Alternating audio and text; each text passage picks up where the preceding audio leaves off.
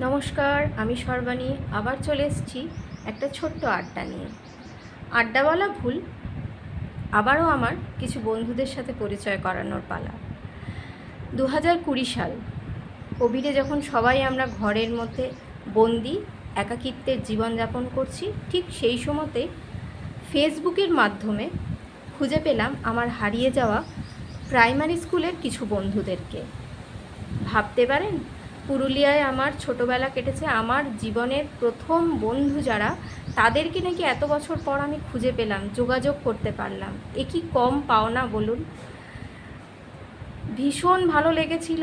আমরা তো প্রায় ভুলেই গেছিলাম একে অপরের মুখগুলো, একে অপরের নামগুলো, সবই প্রায় আমাদের কাছে একদম মানে অজানা হয়ে গেছিলো।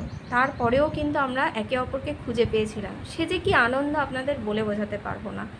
যাই হোক, আমরা একটা গ্রুপ করেছিলাম এবং সেই গ্রুপে প্রতিনিয়ত আমাদের গল্প, আড্ডা, মজা, হাসি সব কিছুই চলছিল।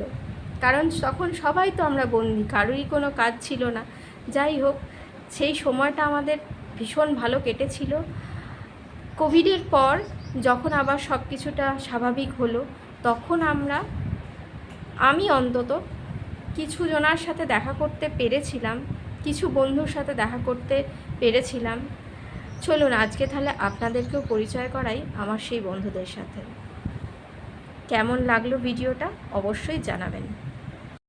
আমার জীবনের প্রথম প্রিয় বান্ধবী আমার গার্গী, ওর সাথে দেখা হলো তারাপীঠে এতগুলো বছর পর। পার্থ পুরুলিয়ায় থাকে, পার্থর পাশে অমিত। অমিত আমাদের খুব ভালো বন্ধু। এরপর হচ্ছে পাপ্পু, আমাদের ক্লাসের সবচেয়ে চঞ্চল ছেলে ছিল। প্রদীপ্ত, যার সাথে দেখা হয়েছিল ঋষি অরবিন্দ স্কুলে এত বছর।